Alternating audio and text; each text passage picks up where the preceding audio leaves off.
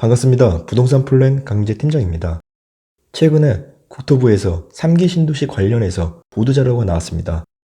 자료에 따르면 올해 7월부터 인천 계양지구로 시작으로 9월에서 10월에는 남양주 왕숙 2지구, 그리고 11월에서 12월에는 남양주 왕숙지구, 부천 대장지구, 고양 창릉지구, 하남 교산지구와 같은 3기 신도시, 그리고 대규모 택지개발지구인 수도권 주요 지역에서 공공분양주택 3만여 세대가 사전 청약으로 공급된다고 합니다. 제가 지난 영상에서도 3기 신도시 사전 청약 관련해서 업로드했었는데요. 사전 청약은 본 청약하기 1, 2년 전에 일부 물량에 대해 미리 공급하는 제도로 사전 청약에 당첨되고 나서 본 청약 때까지 무주택자 요건을 유지하면 100% 입주를 보장합니다.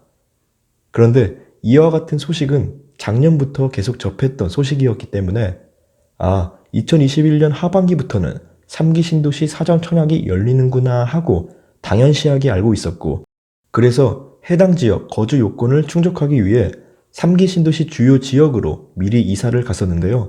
그런데 거주 요건을 충족했다고 해서 내 집 마련이 간절한 무주택자에게 기회가 주어질지는 아직까지 미지수인 것 같습니다. 기대가 큰 만큼 우려의 목소리도 들리고 있는데요.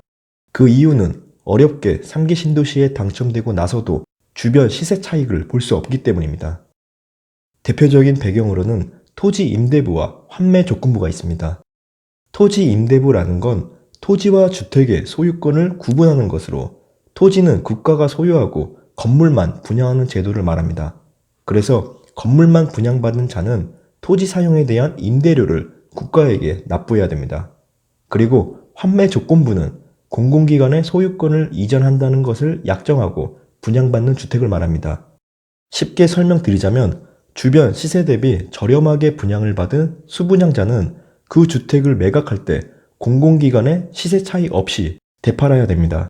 다른 사람들에게는 팔지 못하기 때문에 시세 차익을 얻을 수 없게 되는 것이죠. 이와 같은 제도는 수분양자가 저렴하게 주택을 구매하는 대신 시세 차익 독점을 막기 위해 이른바 로또 청약을 방지하기 위함입니다. 이 토지 임대부와 환매 조건부를 결합해서 공공 자가주택이라고 불리는데요. 그 주택을 소유하고 있는 기간 동안 각종 세금 부담은 분양주에게 있고, 그러면서 토지 사용에 대한 임대료 부담까지 주어지게 됩니다. 결론은 이와 같은 제도는 소유권에 대해 제한을 두는 것이고 공공분양이라기보단 공공임대에 가깝다고 볼 수 있는 것입니다.